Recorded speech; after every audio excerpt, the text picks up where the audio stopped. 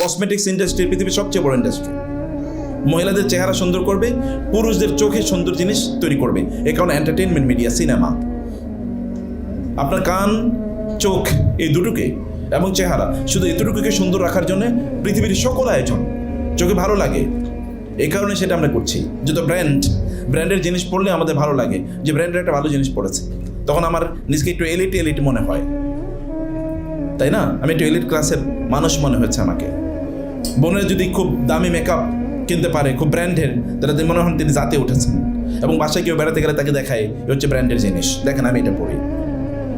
কেবলমাত্র শরীর সর্বস্ব জীবনের মধ্যে আমরা সীমাবদ্ধ আছি। আমরা যখন বিয়ে করতে যাই তখনও তো চেহারার দিকেই কেবল তাকাই, তার আত্মার দিকে তাকাই না।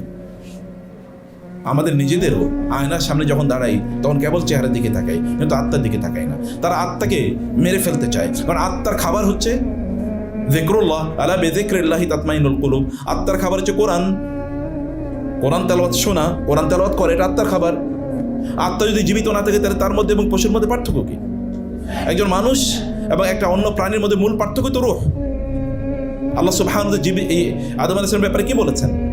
আমি আদমকে সৃষ্টি করেছি এবং তার মধ্যে আমার রূহকে ওয়ানাফাখতু ফীহি বির-রূহি ফাকাউ লাহু সাজিদিন।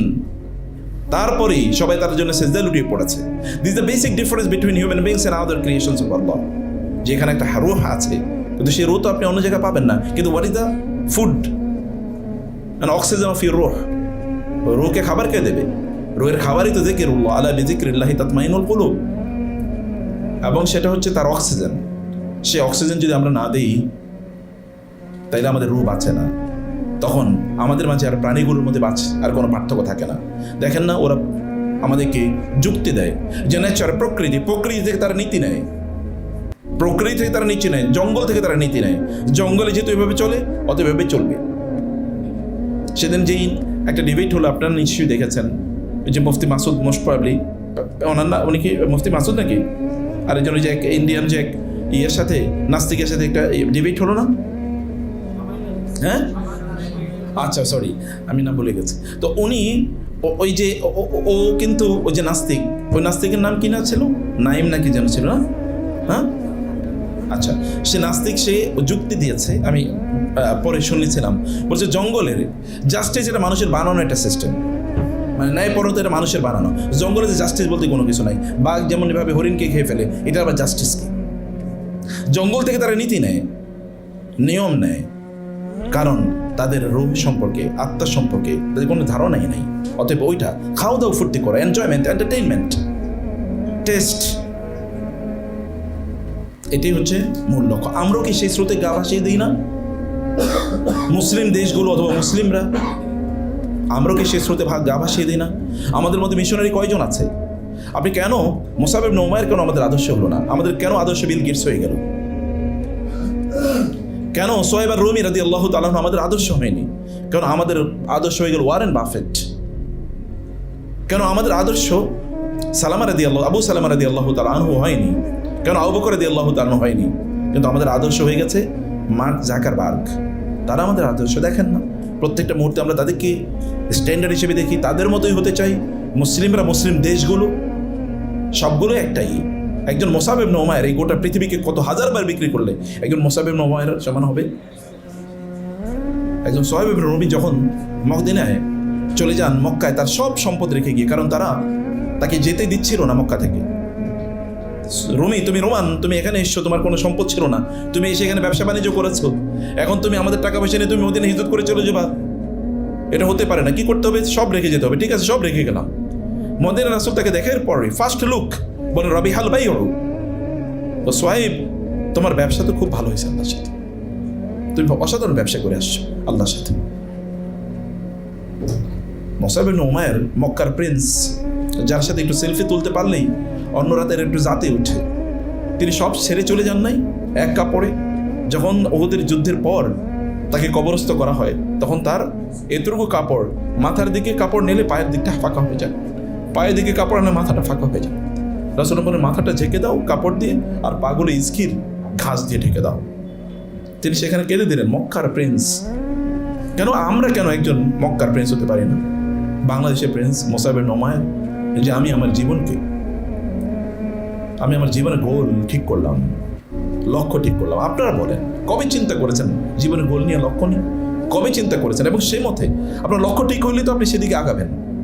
আপনি যদি লক্ষ্য ঠিক হয় আপনি মক্কায় যাবেন, তাহলে আপনার প্রস্তুতি থাকবে একরকম। আর যদি লক্ষ্য থাকে এখান থেকে এই যে কেআইবিতে আসবেন, তাহলে তো অধিকাংশ দিতে আসছে, এখনও আসতেছে অনেকেই, কারণ লক্ষ্য তো ঠিক নেই। আপনার লক্ষ্য যত বড়, প্রস্তুতি তত বড়, গন্তব্য যত নব, প্রস্তুতি তো নব। রাসূলুল্লাহ সাল্লাল্লাহু আলাইহি ওয়াসাল্লাম তিনি আমাদেরকে জীবনের লক্ষ্য দিয়ে দিয়েছেন।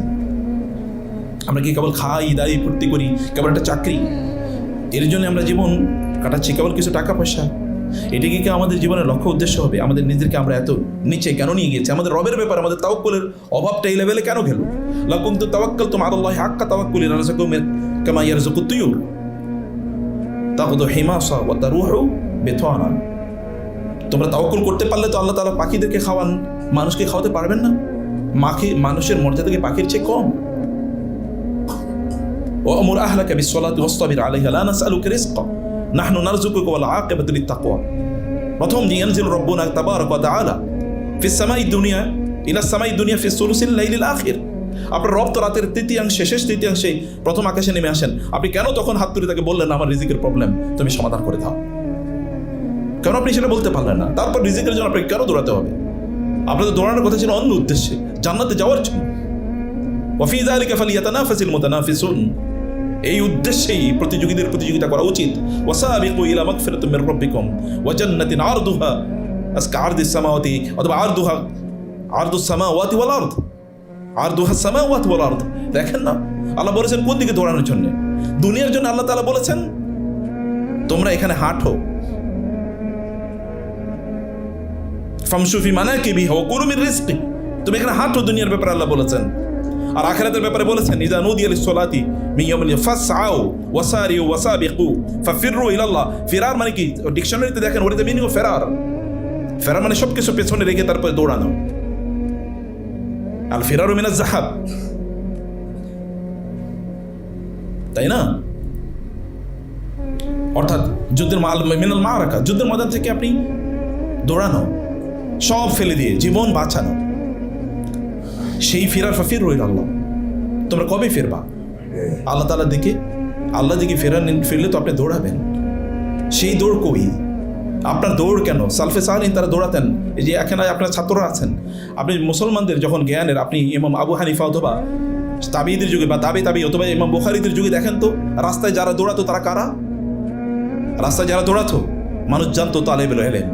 কারণ একটা মাত্র সেশন শেষ হয়েছে হালাকা, সে আরেকটা হালাকায় যাবে, 7টা 8টা হালাকায় সে দৌড়ায়। আহমদ ইবনে হাম্বল রাহিমাহুল্লাহ প্রতিদিন 7টা 8টা হালাকা নিতেন, একটা দিকে আরেকটা দৌড়াতেন। কিন্তু আমরা দৌড়াই কি কারণে? বাসে ওঠার জন্য, কারণ আমাকে অফিসে 9টায় বসতে হবে, নাহলে তো চাকরি যায়, তাহলে তো ইনকাম হয় না, অথবা এটা করতে হবে। আমি বলছি না যে দুনিয়া আপনাকে ছেড়ে দেবেন, দুনিয়া তো মালিক আপনারা। ওয়ালাকাদ কাতাবনা ফিজ জাবুরি মিন বাদি যিকরি আন্নাল আরদা ইয়ারিসুহা ইবাদিয়াস সালিহুন। কিন্তু ইবাদিয়াস সালিহুন, আপনি যদি একজন যুলকারনাইনের মতো হতে পারেন, তাহলে আল্লাহ সুবহানাহু ওয়া তাআলা দুনিয়ার এই প্রান্ত থেকে ওই প্রান্তে এমনিতে আপনাকে ঘুরিয়ে বেড়াবেন। আপনি সুলাইমান আলাইহিস সালাতু ওয়াস সালামের মতো হতে পারেন, যে তিনি বললেন যে সব কিছু আমার কাছে নিয়ে আসো, এবং তিনি সব জবাই করে দিলেন। ওই যেই ঘোড়াগুলোর কারণে তিনি হাত্তা তাওয়ারাত বিল হিজাব, যে তিনি ঘোড়াগুলো দেখছিলেন, এরপরে সন্ধ্যা হয়ে গেছে, আসরের সালাত তিনি আদায় করতে পারেন নাই। তিনি বললেন রুদ্দুহু আলাইয়া ফাতাফিকা মাসহাম বিসুকি ওয়াল আনাক। তিনি সবগুলো সামনে নিয়ে আসলেন এবং বললেন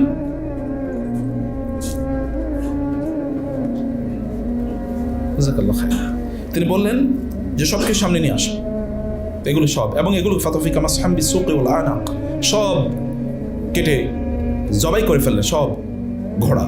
কারণ এগুলো তাকে আল্লাহর জিকির থেকে একটু সময়ের জন্য, আসর থেকে মাগরিব কতটুকু সময়, তিনি বলেন না এগুলো চলবে না, সব জবাই করে দিলেন। আল্লাহ তাআলা তাকে বললেন যে তুমি যেহেতু এগুলোকে আমার জন্য জবাই করে দিয়েছো, যাও, এখন আর এই ঘোড়া তোমার বাহন লাগবে না, এখন আমি বাতাসকে তোমার বাহন বানিয়ে দিলাম। আপনি কেন আপনার নিজকে সেই এলিট ক্লাসে নিয়ে যেতে পারবেন? ইউটিউব খুললেই দেখবেন কিভাবে তুমি এটা হবা, কিভাবে বড় লোক হবা, কিভাবে স্কিল অর্জন করবা। ইসলাম কিভাবে শেখায়? ইসলাম আপনাকে শিখেছে কেন? কেন তোমার স্কিলটা দরকার বলো? কেন তুমি সৃজিত হয়েছে বলো? তুমি কেন? আপনাকে কেন প্রশ্ন করতে হবে? কেন?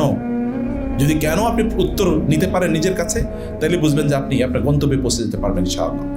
তাহলে আপনার লক্ষ্যে আপনি পৌঁছে যেতে পারবেন। প্রিয় ভাইয়ের, আমি আর 3-4 মিনিটের মধ্যে আপনাকে আর কয়েকটি জিনিস বলি, এরপরে আমি আলোচনা শেষ করবো। আপনাদের কিছু প্রশ্ন যদি থাকে, যদি প্রশ্ন উত্তর দেওয়ার মতো যোগ্যতা আমার নাই, তারপরেও আমি আমার নিজের কষ্টের কথাগুলো হয়তো আপনাদেরকে বলতে পারবো। আজকের যুগে সবচেয়ে বড় প্রবলেম কি জানেন?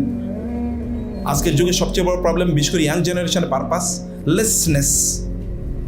পারপাসলেসনেস, গন্তব্যহীনতা, উদ্দেশ্যহীনতা, কিছু জানে না। একবার আমাদের সাথে একজন, আমি তো মাদ্রাসায় পড়েছি, যেহেতু দাখিল পরীক্ষা দিতে গিয়েছে, তো দাখিলে এম ইন লাইফ এসছে, তো সে কবিতা মুখস্থ করেছে, I want to become a doctor. আর্টসে পরীক্ষা দিয়েছে, তখন তো আর সায়েন্স ছিল না মাদ্রাসায়, আমি ডাক্তার হইতে চাই। বুঝতে পেরেছেন? পরীক্ষা দিয়েছে কি থেকে? আর্টস থেকে গিয়ে ডাক্তার হওয়া যায়? এই তো আমাদের চরিত্র, জ্ঞানের অবস্থা হইল এরকম, গন্তব্যহীনতা। আমরা আসলে জানিই না যে আমাদের আইডেন্টিটি ক্রাইসিস। আপনি জোর করে বলতে পারেন আমি মুসলিম, ভেতর থেকে আসলো এই কথা, এবং আপনি অহংকার করে বলে আমি মুসলিম। সালমান আল ফারিসি বলছে, মান আবুক, বলে আবিল ইসলাম লা আবান লি সিওয়াহু ইযান ইফতাখিরু বিকাইসিন আও তামিমি। ওরা বলছে ওরা কায়েস গোত্র, বনু কায়েস, বনু তামিম গোত্রের। আমি বলছি আমার বাবা, আমার পরিচয় একটা হলো ইসলাম। কারণ তিনি সালমান ফারিসি তার ইসলাম গ্রহণের, রাসূলকে খুঁজে পাওয়ার ইতিহাস দেখেন না। সে পার্সিয়ান লোক, কোথায় সেখান থেকে এসে পাদ্রীদের 3-4 পাদ্রী ঘুরে এরপরে মদিনায় এসে কৃতদাস হিসেবে বিক্রি হয়ে তারপরে তিনি নবীকে খুঁজে পেয়েছেন রাদিয়াল্লাহু তাআলা আনহু। আপনার আইডেন্টিটি কি? আমাদের এখন আইডেন্টিটি অনেক বড়। আপনি কি আপনার আইডেন্টিটি কি? আমি ওই মাদ্রাসায় দাওয়ারা করেছি, ইফতা করেছি, হাদিসের উপর এই করেছি, সেই করেছি, আমি ওখান থেকে পিএইচডি করেছি, আমি ওখানকার প্রফেসর, ওখানকার টিচার, ওইখানকার আমার ওই বিজনেস আছে। মূল আইডেন্টিটি খবরও নেই। আমাদের আইডেন্টিটি ওয়ালা তামুতুন্না ইল্লা ওয়া আনতুম মুসলিমুন, এই আয়াতের এই কথার যে ওজন, আল্লাহ তাআলা বলছেন, বান্দা তুমি কিন্তু মুসলমান না হয়ে আমার কাছে আইছো না, তুমি মুসলমান না হয়ে মারা যেও না, কারণ এর থ্রেট অলরেডি ইজ গিভেন। মুসলিম না হয়ে মারা যেও না, এটা বিশাল কথা, এটা ভয়াবহ থ্রেট। এটা সারফেস রিডিং হলে চলবে না, কেবল ভাষা তেলাওয়াত করলে হবে না, গভীরে তেলাওয়াত করতে হবে। কোরআন নিয়ে আপনি কোরআনের, আমাদের আজকের মূল ইস্যু হচ্ছে কোরআন হচ্ছে শিফা এবং রাহমত। কোরআন রহমত, আমাদের জীবনে রহমত নাই, অথচ কোরআন আছে। আল্লাহ বলছেন ওয়ানাজ্জিলু মিনাল কোরআনি মা হুয়া শিফা ওয়া রাহমাতুল লিল মুমিন, মুমিনদের জন্য। قد جاءتكم موعظة من ربكم وشفاء لما في الصدور وهدى ورحمة للمؤمنين إن هذا القرآن يهدي للتي هي أقوم। আল্লাহ সুবহানাহু ওয়া তাআলা সে কথাই বলছেন। আপনি যদি ইন্না ফি যালিকা লাযিকরা লিমান কানা লাহু কলবুন আও আলকা সামআহু ওয়া শাহিদ ওয়া লাকাদ, মানে আল্লাহ সুবহানাহু আওহাইনা ইলাইকা রূহাম মিন আমরিনা, আমি তোমার কাছে রূহ পাঠিয়েছি, দুটো রূহ, একটা হচ্ছে ভেতরে আর একটা বাইরে। এই বাইরের রূহ যদি আপনি না আনেন তাহলে তো কোনোদিনই হবে না। আল্লাহু নূরুস সামাওয়াতি ওয়াল মাসালু নূরিহি কামিশকাতিন ফিহা মিসবাহ আল মিসবাহু ফি জুজাজা আজ জুজাজাতু কাআন্নাহা কাওকাবুন দুররি, আপনার ভেতরে এটা একটা আলো আছে, কাওকাবুন দুররি। কিন্তু এটাকে বাইরের আলো দিয়ে যদি এটাকে না জ্বালান তাহলে কোনোদিন এই আলো বাইরে হয়ে আসবে না, ওটা ভিতরেই থাকবে, কোন এক সময় নিভে যাবে। ভেতরে একটা নূর আছে, সেই নূর হচ্ছে ঈমানের নূর। আর একটা নূর কদ জাআকুম মিনাল্লাহি নূর ওয়া কিতাবুম মুবিন, আল্লাহর পক্ষ থেকে নূর এসছে। সে নূর, দুটো নূর যখন একত্রিত হয় তখন চারিদিকে আলো জ্বলে। সে আলোতে আপনিও পথ দেখেন, অন্যরাও পথ দেখে। আদারওয়াইজ মাসালুহুম কামাসালিল্লাযী ইসতাওকাদা নারান ফালাম্মা আদাআত মা হাওলাহু যাহাবাল্লাহু বিনূরিহিম ওয়া তারাকাহুম ফি যুলুমাতিন লা ইবসিরুন আও কাসাইয়্যিবিন ফীহি যুলমাতুন। অথবা আল্লাহ সুবহানাহু ওয়া তাআলা বলেছেন, মানে মুনাফিকদের চরিত্র, ভেতরের আলোটা একসময় বন্ধ হয়ে যায়। যাহাবাল্লাহু বিনূরিহিম, আল্লাহ আলো নিয়ে যায়, ওই আলো কাজ করে, ভিতরেরটাও নেই বাইরেরটাও নেই। আর আপনার ভিতরেরটাও আছে বাইরেরটাও আছে, আপনার অন্ধকার কই? ইত্তাকু ফিরাসাতাল মুমিন ফাইন্নাহু ইয়ানজুরু বিনূরিল্লাহ, মুমিনের দূরদর্শিতা, সে অনেক কিছু দেখে, অন্যরা সেটা দেখতে পায় না। ঈমান, আপনার অন্তরে ঈমানে যে আলো আপনার অন্তরে আছে তার সাথে যদি আপনি কোরআনের আলোকে জড়িয়ে দেন তাহলে আপনি রহমত পাবেন না। মানে কি? রহমত পাওয়ার এলিজিবল আপনি কেবলমাত্র রহমত পাওয়ার যোগ্য, অন্য কেউ পাওয়ার যোগ্য না। আপনাদের জীবনের পারপাসটা কি? জীবনটা এটা ওয়েস্টার্নদের চিন্তা চেতনায় এটা মাথায় রাখবেন না। সময় এটা আল্লাহর পক্ষ থেকে আমানত। টাইম এটা বড় হওয়ার জিনিস, আপনাকে বড় করতে হবে। এই টাইমের মধ্যে, সময়ের মধ্যে আপনাকে বড় হতে হবে, সময়ের মধ্যে আপনাকে কাজ করতে হবে, আপনাকে সময়ের মধ্যে আগাতে হবে। প্লেজার, সুখ, জানেন সুখ একটা কি? এর সে ভুয়া জিনিস পৃথিবীতে কোথাও নয়। সুখ মানে কি? কেউ কোনোদিন বলতে পারছে সুখ মানে কি? সুখ মানে কি? টাকা পয়সা পাও? তাহলে যারা টাকা পয়সা পেয়েছে তারাই তো সুখী হতো। তাহলে তারা দেশ ছেড়ে পালাইছে কেন? কোথাও তো একটা খুঁজে পেতেছে না। সুখ মানে কি? অনেক ক্ষমতাশালী হয়, তাহলে কেন দিল্লিতে গিয়ে বসে আছে? কেন এখানে নাই? তা অথবা কেন লোহিত সাগরে ডুবে মরে? তাহলে সুখ মানে কি? সম্পদ? সুখ মানে কি শুধুই আপনার দেখতে শুনতে খুবই নাদুস নুদুস, খুবই ইমপ্রেসিভ, স্টাইলিশ হবেন? তাহলে মাইকেল জ্যাকসন মারা গেল কেন? অথবা এই যে যারা সিনেমা নাটক করে বা আপনাদের দৃষ্টিতে যারা হিরো হিরোইন, তারা মরে কেন? যদি এটাই সুখ হয়, তারা আত্মহত্যা করে কেন? কেন এরা আত্মহত্যা করে যদি সুখ এটাই হয়? আমাদের বন্ধুদেরকে বলবো যে সুখ মানে এটাই হয় যে প্রচুর পরিমাণ সম্পদ, আপনি লাক্সারিয়াস ব্র্যান্ডের জিনিস আপনার যা মনে চায় তাই করবেন। তাইলে ওয়েস্টার্ন ওয়ার্ল্ডে অথবা চায়নায় অথবা জাপানে কেন এত আত্মহত্যা করে এরা? কেন ওয়েস্টার্ন মেয়েরা এখন মুসলিম ছেলেদেরকে খুঁজে খুঁজে বেড়ায়? কারণ ওদের কাছে একটু সুখ আছে, অন্য জায়গায় সুখ নাই। Swapping of wife's and husbands, স্বামী স্ত্রী বদল হয়। ঠিক আছে, তুমি তোমার স্ত্রী আমি 5 দিন রাখলাম, তুমি আমার স্ত্রী 5 দিন রাখো। এগুলো ঘটছে প্রত্যেক মুহূর্তে। এটা কি সুখ? What is the meaning of সুখ? Purpose, pursuit of happiness. সুখ মানে কি? সুখ মানে তো আপনার অন্তরে ইবনে তাইমিয়ার মতো সে ফিল করা। যখন তাকে কারাগারে নিক্ষেপ করা হলো, তিনি বললেন, ওরা আমার কারাগারে নিক্ষেপ করছে, মনে করছে শাস্তি দিচ্ছে, কিন্তু ওরা জানে না কারাগারে আমি আমার রবের সাথে আমার জীবনের সেরা সময়টা কাটাচ্ছি। কারণ ওখানে আমি আল্লাহর সাথে সময় কাটাতে পারছি। বাইরে তো আমি আল্লাহর সাথে সময় কাটাতে পারতাম না, এরকম ব্যস্ততা। আমি এখানে আল্লাহর সাথে সময় কাটাচ্ছি। এবং তার জীবনের শেষের দিকে এসে তিনি বললেন, কারাগারে আমি যেভাবে কোরআনকে বুঝেছি সেভাবে আমি কোথাও বুঝিনি। এবং আমি বুঝতে পেরেছি, আমি যদি কোরআনের সাথে আমার সময় কাটাতাম, আমি যদি আজকে যা বুঝি তা যদি আগে বুঝতাম, তাহলে আমি কোরআন নিয়ে আমার গোটা জীবন কাটিয়ে দিতাম। এবং এই কারণে তিনি বলেছেন, যারা দুনিয়াতে জান্নাত পায় না তারা আখিরাতে জান্নাত পাবে কিভাবে? দুনিয়াতে জান্নাত মানে হচ্ছে আল্লাহ জিকির, আল্লাহর সাথে সময় কাটানো, এটাই সুখ। আল্লাহ তাআলা মানুষের মনস্তত্ত্ব তৈরি করেছেন এভাবে, মনকে তৈরি করেছেন এভাবে, শরীরকে তৈরি করেছেন এভাবে। খাবারের মধ্যে সুখ নাই, খেয়ে মানুষ অসুস্থ হয়, না খেয়ে মানুষ ভালো থাকে। এই কারণে রোজা রাখতে হয়। এই কারণে অন্য ধর্মগুলো পর্যন্ত উপবাসের কথা বলে। ডাক্তাররা বলে কম খাবেন, কি কি খাবেন নির্ধারণ করে দেয়। অসুস্থ হলেই খাদ্যের লিমিট করে দেয়। খাদ্যের মধ্যে সুখ নাই, খাবারের মধ্যে সুখ নাই, ভোগের মধ্যে সুখ নাই। ভোগ মানুষের মধ্যে জ্বালা তৈরি করে। এই দুনিয়ার এই কনজামশন থিওরি আপনাকে বলে, নতুন দেখেন না একই জিনিস, এখন আইফোন 17 আসবে বাজারে, ওই আইফোন 5 যা ছিল 17 একই, কেবল মডেল চেঞ্জ হয়েছে। আর আপনিও মনে করতেছেন, আহারে একটা আইফোন 17 নাই, আমার এই দুনিয়া দিয়ে লাভ কি, আমি আত্মহত্যাই করি। এরপরে হ্যাং করে নিজেরে। কারণ ভোগবাদী দুনিয়া আপনার কাছে কেবল চাকচিক্য ছাড়ার কিছুই না। এগুলো আপনাকে সুখ দিতে পারে না। গান শোনার আপনি সুখ হওয়ার জন্যে কিছুক্ষণ শোনার পরে দেখবেন আপনার এবার অ্যাডিকশন বাড়ছে। এখন আর আপনার আরেকটা না শুনলে ভালো লাগে না, এরপর একটা শোনেন। মদ যারা খায় তারা কেন অ্যাডিক্টেড হয়? একবার খাইলেই তো তারা ভালো হয়ে যাওয়ার কথা ছিল। কারণ কি? সে একবার মদ খাওয়ার পরে কিছুক্ষণ তো সে ভুলে গেছে। এরপরে সে আবার যখন খাওয়া বন্ধ করে, তখন আবার তার আগের কষ্ট আরো বাড়ে, তখন আবার খায়, আবার খায়, আবার খায়। এটা অ্যাডিকশন। দুনিয়াটাও এরকম। আপনার আগে ছোট্ট একটা বাসা ছিল, এখন অনেক বড়, তাতেও আপনি তৃপ্তি নেই। আগে আপনি 10,000 টাকা বেতন পাইতেন, এখন আপনি 30, 40, 50,000 টাকা, তাতেও আপনি তৃপ্তি নেই। কততে তৃপ্তি? কে বলেছে তৃপ্তি? যারা এত হাজার কোটি টাকার মালিক হচ্ছে, বাংলাদেশ চুরি বাটপারি করছে কারা? গরিবরা। একটা গরিব চুরি বাটপারি করছে?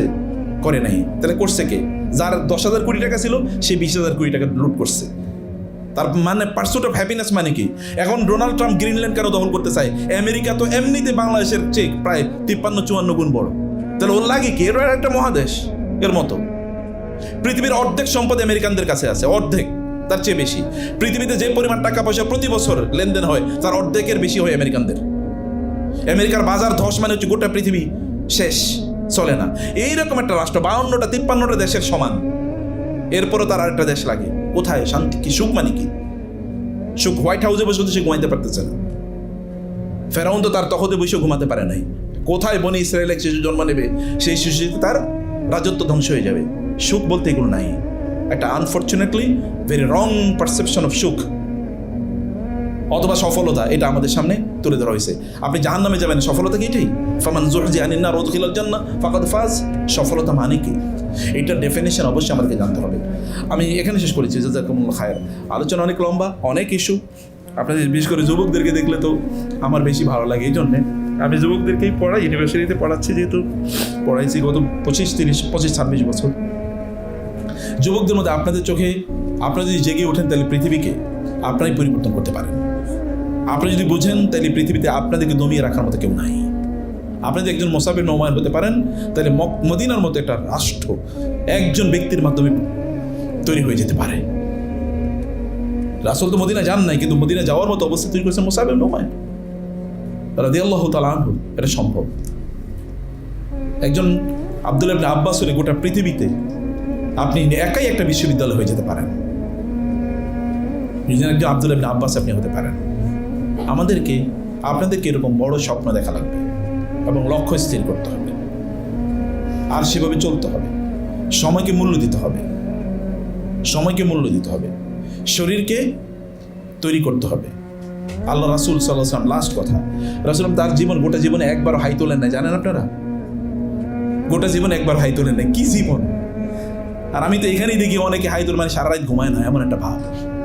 কি রে ভাই, আপনি কি করছেন সারা রাত? ইবাদত করছেন? রাতে যে ইবাদত করে তার তো দিনের বেলা ঘুম আসার কথা না। আল্লাহ তাআলা তাকে দিনের বেলা এমনি চাঙ্গা করে দেন, তাই না? আপনার নবী কয় ঘন্টা ঘুমাইছেন সার্চ করেন তো, ইয়েতে বইপত্র পড়ে দেখেন তো কয় ঘন্টা ঘুমিয়েছে। আই চ্যালেঞ্জ ইউ 5 ঘন্টার বেশি যদি বাইর করতে পারেন আপনি, আই চ্যালেঞ্জ। তো তার চেয়ে বড় শক্তিশালী কে ছিল? তার চেয়ে বেশি ফিজিক্যালি ফিট কে ছিল? রাতে তিনি 4-5 ঘন্টা দাঁড়িয়ে থেকে 3-4 ঘন্টা দাঁড়িয়ে থেকে নামাজ আদায় করেন। সেটা ফিজিক্যালি ইন্টেলেকচুয়ালি ফিট হতে হবে, আর খুবই পিসফুল হতে হবে, খুবই প্রশান্ত। আগুন লাগায়েন না প্লিজ।